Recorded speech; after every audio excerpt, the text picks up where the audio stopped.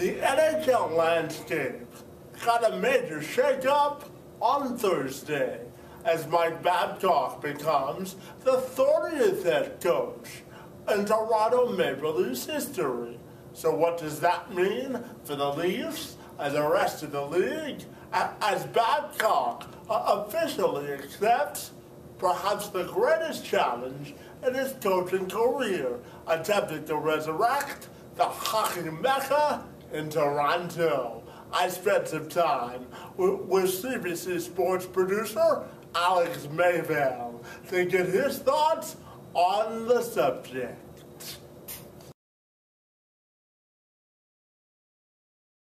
Alex, good afternoon, and thanks for joining us this afternoon on the Two-Man Advantage podcast. Thanks, Kevin. Pleasure to be here. So, Alex, let's dive right into it.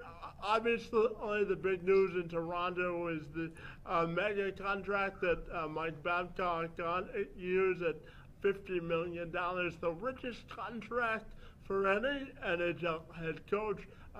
So I'll start by asking you just your initial impressions of what's happening there in Toronto. Well, it's pretty interesting to see what the direction that the club is going. All this fallout from last season and really the previous 3 seasons, with all the the 18-wheeler going off the cliff, and just underachievement all round. And then Randy Carlyle's firing and sort of just the complete drop-off of performance the second half of the season this past season. It is truly kind of interesting to see where this franchise is headed. Fans are eager to see the team turn around. As you know, it's been a long time since the team last won a Stanley Cup. It's felt like a long time since the Leafs really were a playoff team. They made it once in the last decade, and haven't really been playoff contenders, since the early part of the 2000s. So, I think the club, the fans are all eager for something to happen. Babcock might be that solution. His track record in Detroit has been one that we're all familiar with. Certainly his success with the national hockey program as well. So, I think fans and the team are hopeful he can bring some of that magic to this city. We've been missing it for a while.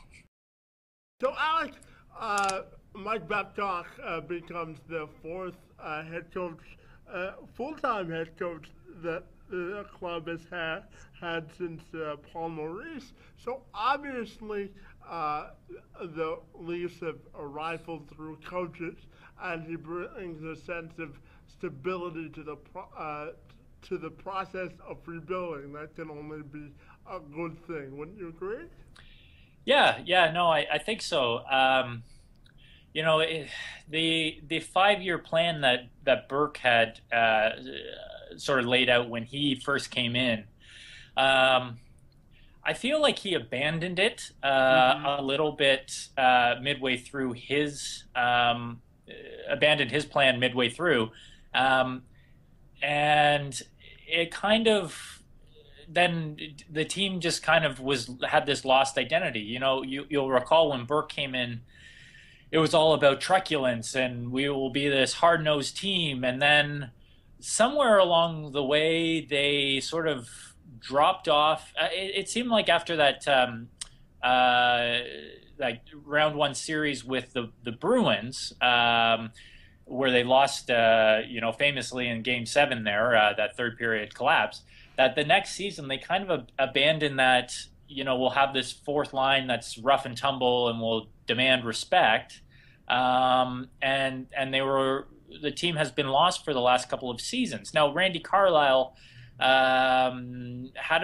seemingly at the start of this past season had a pretty good did a pretty good job of getting the team all on a single page and all rowing together. But um, it was I think for a lot of people they saw that there were still plenty of holes here. It was a roster that was not going to achieve in the long run because there were so many shots getting on net that as we all know that defense wins championships, right? So you needed to have a club that could defend their own end, and nobody questioned the Leafs' offense, but that wasn't going to carry them the whole way. Now, to answer your question, in this overall rebuild, I think the term of Mike Babcock's contract is a good sign, and the fact that there is no opt-out shows you his dedication. And I think in the press conference yesterday in Toronto, speaking to media, he was more on board, more committed to this, from the sounds of it, than even anybody else who had spoken. Brendan Shanahan, I think, is committed, being the president here, and I think he'll be here for quite some time. But locking Babcock in for 8 years, he said it will be painful, and I think a lot of fans expect that to be the case. But in 8 years, they could seriously do a lot of good work and turn this team around, as you can see what him and Ken Holland did in Detroit over the last decade. And do you think the fact that the Leafs got a high-profile coach will accelerate the building process and getting players that will want to play in Toronto again and want to play for Babcock? Yeah, I think that is hopeful. It was. I would like to liken it to Pat Quinn. Pat Quinn was a well-respected person in the game, presence in the game. He also had a track record of success. People look to his work with Vancouver back in the early 90s, getting them to the Stanley Cup in '94. And he was able to attract a lot of players here. Mind you, he was the general manager for a portion of his time in Toronto as well. So he had more hands-on of actually bringing people into the city. But I think, that his stature, his reputation was positive for attracting people to Toronto. That's something that's been missing lately. I say what you will about Brian Burke. He was able to make deals, but we don't know what goes on in conversations. Maybe there were some agents and players that didn't get the right vibe and didn't want to come here. So hopefully people will look at this and say, that's a coach I want to play for. I want to be a winner. They want to be this club wants to be a winner. And so, I'll come play in Toronto, and a lot of people like to hate on Toronto. I think it's partly because of the Leafs, but it's a great city. It's arguably a world-class city. Anybody would love to. I think a lot of people would love to live here. It's got a lot to offer. We'll see if hockey players want to come and play hockey here. Now, watching his press conference yesterday, he made two points that stood out to me. He said it was time to put Canada's team back on the map, and that he was entering this process, circling back to your earlier point with his eyes wide open, and he knows that it's going to be a painful process. So what do you think it does for re-energizing fans to have Babcock as their coach, and what were your general impressions of the press conference yesterday? General impressions, I'll answer that question first. I thought it was good. I think he had the right approach to this, and I think um, level-headed Leafs fans and overall sports fans in the city will look at that press conference and say, you know what, this guy will have a good chance of dealing with the media, and the pressures of fans and the um, the ridiculous standards that fans hold for the Leafs and all sports franchises in this city. It's been said, he didn't come in and he didn't say we're gonna, plan the parade route or we'll make the playoffs. He said we want to be a playoff team, we don't want to be a Stanley Cup team. We want to.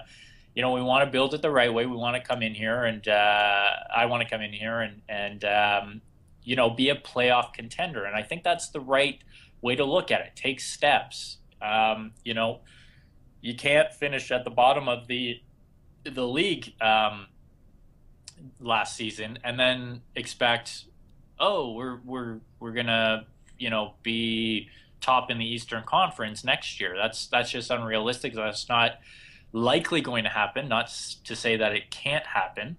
And I think with to address the first part of that question is, I think there are a lot of fans in Toronto who are not level-headed, are desperate to find a winner. That's an understatement.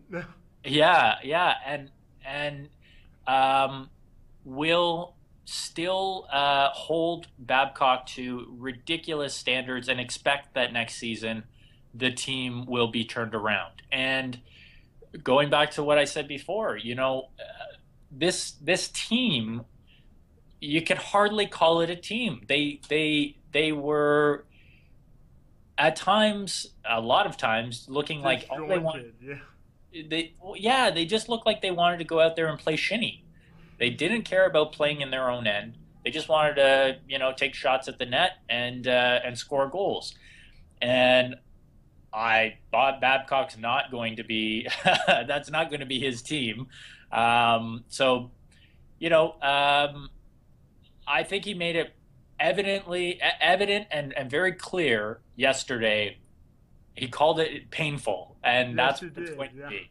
It's going to be a painful few seasons. And I think, fans, Toronto Maple Leafs fans have to realize that, have to accept it, and just be fine with it. And you know what? There will be some really nice things that happen once we get through those growing pains. So in terms of the relationship between Shanahan and Babcock, obviously it played a major role in this marriage happening. So how do you think the dynamics of that relationship will work, and how much do you think having a previous relationship with the two helped this marriage to happen? It's very interesting that their relationship. On the surface, everybody knows Shanahan played for Babcock, yeah. Right. So it's understandable. I think that's kind of the question everybody wants to know, is that they especially the trifecta of Holland, Shanahan, and Babcock, because they're all good friends. They've all worked together before, and to see how that all played out is very interesting. I think that's the question everybody wants to know, especially since their meeting or their dinner in the Czech Republic last week that was talked about a lot. I think they'll get along really well working together. Obviously, the thing that struck me was yesterday Shanahan was asked about a general manager. It's a an interesting and unconventional way that he went about making the hiring of his coach. Normally, it's the president hires the GM, they talk, have meetings, hire a coach that fits their idea. Shanahan threw that out the window. He went and hired Babcock. Good decision. I think everybody agrees Babcock's the best or one of the best coaches in hockey today. Do you However, think he'll take that title? Say that again? Do you think he'll take that title of general manager, Babcock himself? Well, I'm wondering because Shanahan said, "Well, we'll see. There's candidates. We'll see if we'll find a right person for the job." Yeah, he said. I mean, you could argue that they may not give the title to Babcock. He's certainly being paid enough that he is, should be the general manager and coach. And Shanahan seemed to allude to the fact that Babcock's going to have Shanahan's ear. That Shanahan's looking, along with Mark Hunter and the rest of his staff, that they're going to try and build a team that will suit Babcock's coaching style and the type of game he wants to play. So I would say he's going to kind of be like a pseudo GM in a sense. But that could all change, right? We've still got a few months here before the season starts. So, the current season hasn't even ended. So, no, it hasn't. But it's the new season has started in Toronto because it's a 12-month-a-year hockey city, as you said before. Yeah, no, it's the hockey season never ends here. There might be 1 week in August that people aren't talking about hockey, but for the most part, this is going to be an exciting summer for Leaf fans, I think, because of all the trade talks that are no doubt going to be happening. So let's dive into the roster a little bit. Obviously, the Leafs have an overpriced and aging core of their roster with Dion Phaneuf and Phil Kessel and some other aging veterans as well. Obviously, Babcock's coaching style is more of in-your-face sort of upfront coaching style. So how do you think this roster will be reworked, and do you think there's a chance that they'll keep the high-priced veterans currently on the roster? My guess. Here's what I would do if I was a GM of the Toronto Maple Leafs. Pseudo GM, absolutely. Yeah. In a alternate universe, if I was the GM, my thinking is Phaneuf is probably, of Phaneuf and Kessel, Phaneuf would fit into Babcock's scheme better, but I think he's a more attractive trade piece. So I feel like Phaneuf is more likely to get traded than Kessel, but Kessel should, for the sake of the Leafs franchise, should be traded before Phaneuf. And I say that because everybody, when Kessel was brought in, everybody thought he was going to be the savior, the guy that would put them over the top, lead this team, but he's not. I think it's been talked about and is clearly evident that Phil Kessel is a goal scorer. He is a Patrick Kane or an Alexander Mogilny. He's not a Jonathan Toews. He's not a Sidney Crosby. The issue is that a lot of fans in the city can't seem to come to terms with that. They always remind themselves, oh, it's 2 first-round picks. Oh, we gave up Tuukka Rask, blah, blah, blah. Sorry, not Tuukka Rask. The 2 first-round picks, anyways. 2 first-round picks, yeah. Boston. And so I think a lot of people come to terms or have trouble coming to terms and just expect Phil Kessel to be the Matt Sundin, the new era of Matt Sundin, right? Mm-hmm. So that's not going to change. And so I think the only result is to ship him off. And I say that because even if you somehow miraculously get a player like Jonathan Taves, people will still look at Kessel as the leader and the guy that needs to lead this team. And that paradigm shift of leadership can't happen with Kessel here, I don't think. James Van Riemsdyk should be the guy that should be leading this team, should be the leader offensively. He's a full package. He's a big, strong power forward. He can score. He's a prototypical leader in in the NHL.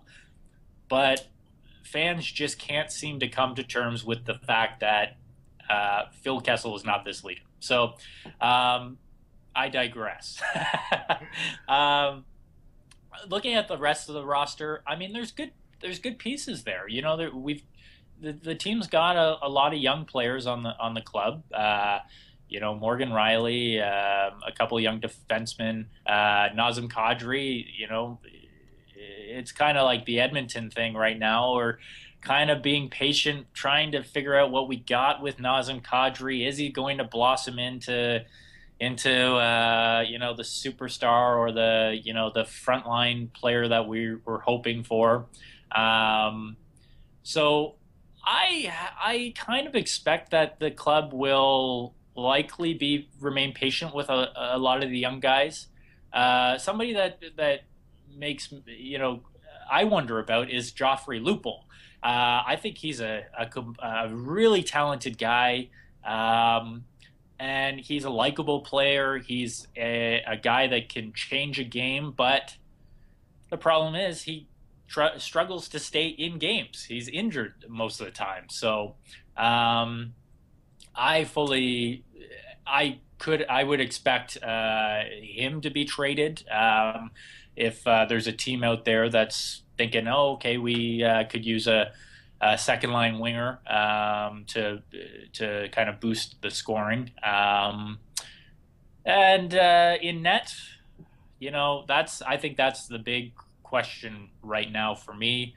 Down the stretch last year, it was kind of a teeter-totter. At times, Reimer wasn't good. Bernier was given the shot to try and take over the crease. He had most of the time in the crease, and his game, his numbers weren't that great. So we'll see what happens there. Mind you, if the team improves on the defense, the goaltending is going to get a lot better. And in terms of Babcock, what do you think his biggest impact will be on the team starting from training camp and beyond? Well, it's like what you said earlier. His coaching style is kind of in your face, and I think if the team can get back to that kind of mentality of hard nose, you saw it last year with a guy like Komarov, who his two stints in Toronto so far, he's been one of those types of pesty, game-changing type guys. Can really get the team going with one hit or one hard shift, and I think that's kind of in tune with Babcock's style. The other thing from the press conference yesterday that really stood out to me was when Babcock talked about creating a safe environment for the players. And the media in Toronto is massive. Yes, it is. Much bigger than he had in Detroit or Anaheim. Yeah. Oh, big time. And the players are always, excuse me, are always being hounded by the media at practice, after games. Every little thing is being put under a microscope, and their attention, or their attention's always being asked for by the media, whether it's photo shoots for magazines, blah blah blah. I've never seen a Toronto Maple Leafs any goalie in more magazines than Jonathan Bernier last year. But he wants to create this safe environment for the team, and I think that is so important, that these guys can go into the dressing room, can just let, like, after a loss or 2 or 3 losses in a row, just let it. Because that's going to happen this year. Yeah, absolutely. Just let it slide off. Let the guys know, hey, we fully knew this was going to happen. Your only goal is to learn every day, go out and compete hard, and the rest will come. And I think that will be a major impact. I think, and I'm hopeful that Babcock won't fall into the same trap that a lot of coaches recently have fallen into in Toronto, and that's getting into these, falling into the trap of spending too much time with the media, essentially, or caring too much about the media. Mm-hmm. Ron Wilson famously, didn't get along and was very tough on the media, and they were tough back, and it created for a poor relationship. Randy Carlyle, I think, really liked the idea of being the face of this team, and he really enjoyed being in front of the camera, which may have distracted, may not have, that's arguable, but I'm hopeful that Babcock is all about winning, all about the game, doesn't care about the sideshow that is the media and everything that goes around this team. So hopefully starting in training camp. Yeah. Hopefully starting in training camp, he just sort of sets that tone, and we'll see how it turns out. Now, using the analogy of sort of putting Humpty Dumpty back together again, because the Leafs haven't been relevant really since 1967. No, I'm kidding. The last time they won a cup. But big picture for me, do you think the rebuild will be an accepted one for the fans? And how long do you think the rebuild will take? And what's the first thing that Babcock and Shanahan have to do together as the rebuild starts in earnest? Well, I mentioned before that when Brian Burke came in, he said, I have a 5-year rebuild plan. My opinion is we haven't gotten out of that rebuild plan. I think a lot of fans and perhaps the team has played it off that, we made the playoffs 1 year. We've got all these players. We've made some trades, but we're out of the rebuild. We're now a competitive team. I never bought into that. And I think there are some fans that didn't look past the smoke and mirrors and realize this is not a competitive team. Do you think they sort of cut corners then?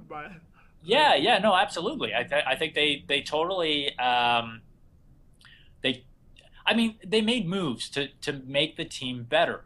But this is a larger question. What's the end game of a rebuild? Is it to make the playoffs once and to kind of be good? But I think the point of a rebuild is to build your franchise into a strong franchise. Mm-hmm. And one that, look at the Red Wings. The Red Wings had some really tough years there in the early 90s, and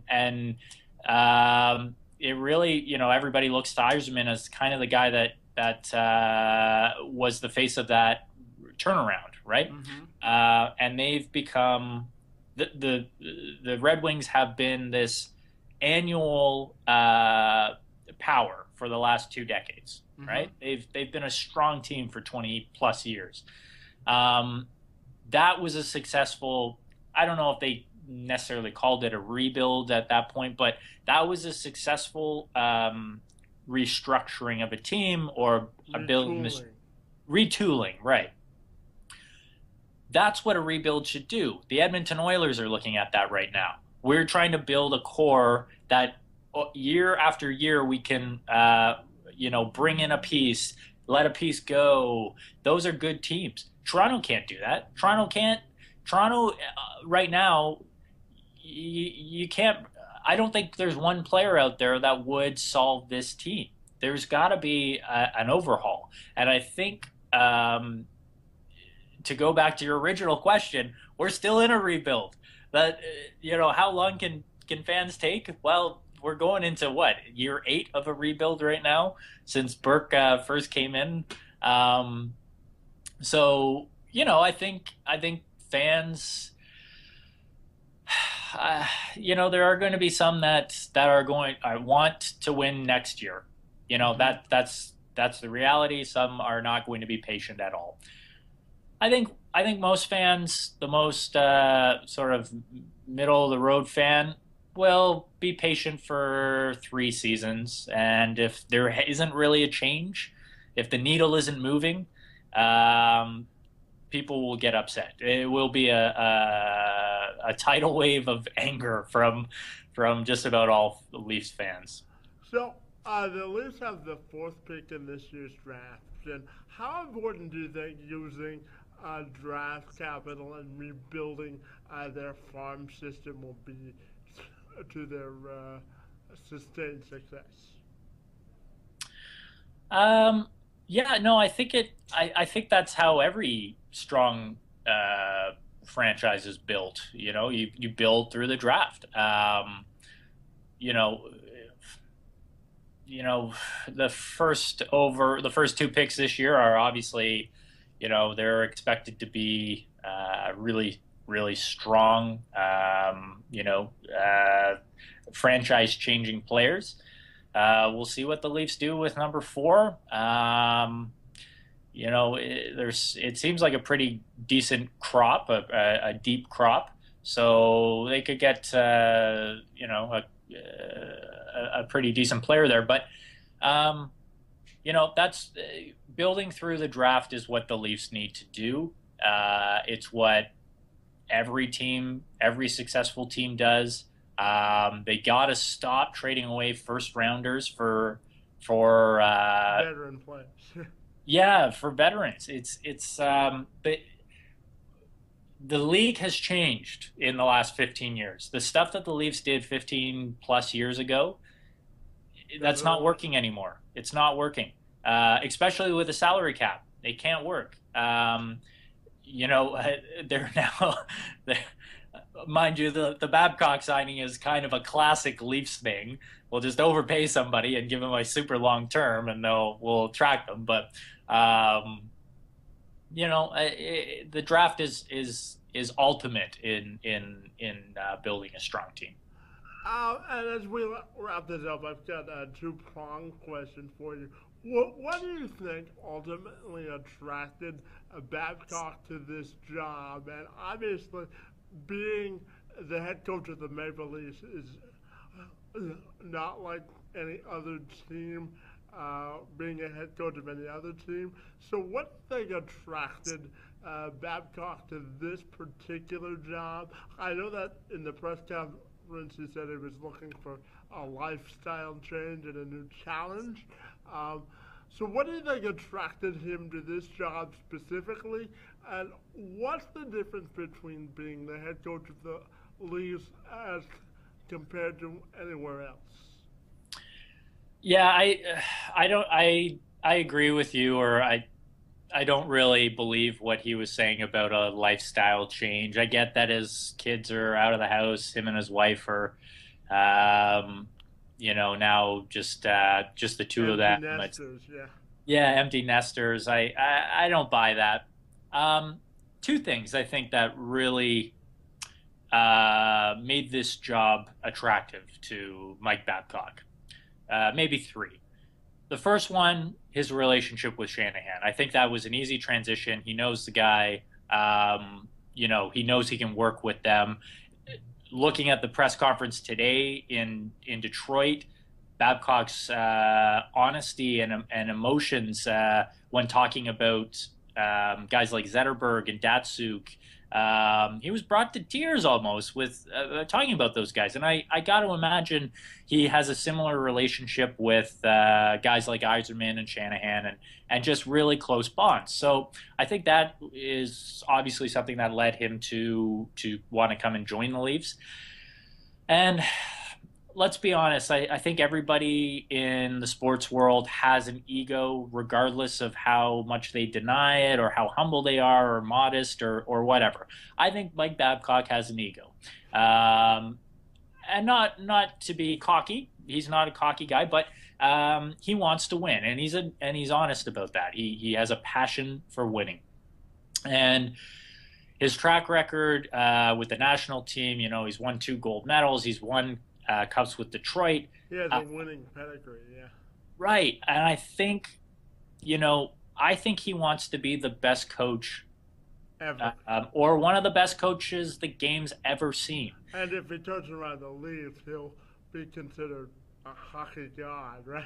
Absolutely. I mean, in this city, if he leads this team to a Stanley Cup, he will be immortalized. People still remember the Pat Burns days and still remember him as a great coach. There are countless ones. But I think that would, if he comes here and he wins, 2 years from now, no, because it's not winning. Yeah, he'll be immortalized, and he will keep his name in that pantheon of the great coaches fraternity. So I think that's something that's attractive to him. And so, yeah, I think that's kind of what attracted him to the job. Yeah. Now, when you this is my final question. When you look at what the Leafs have to do, sort of a to-do list this summer, what storylines will you be watching to unfold this summer and throughout the off season for the Leafs as they begin this rebuild, I guess? Yeah, well, I think the first ones we were chatting earlier was the trade rumors. Are they going to keep these? Are they going to keep the Kessels, the Phaneufs, the Lupels? Is there a trade market out there for those contracts and those terms, right? Or the money. Second, it's then, okay, what are they going to do with the young players?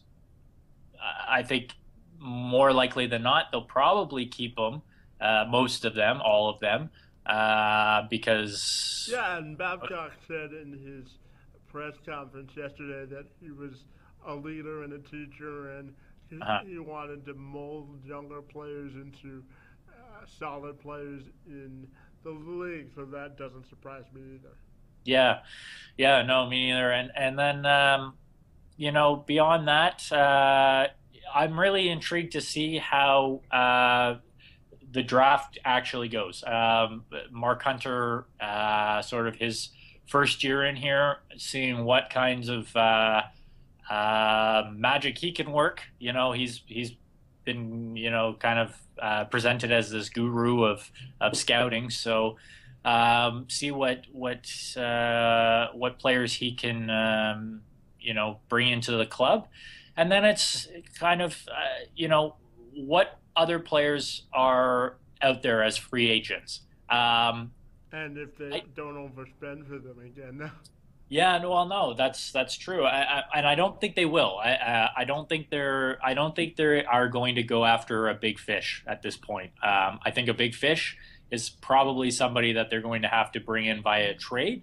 But there will be some useful role players out there, and that's something the Leafs need. You got to have a strong fourth line. You got to have, see if they can get some more depth at defense, guys that can, be shut down defenders and keep the shots to the outside and block shots and just limit shots. That's the big thing. Limit the shots, because you can't have going into next season your goalies facing 30, 40 shots each night, 50 shots some nights. It's just, that's not a winning formula, and I can't see that happening with Babcock, to be honest with you.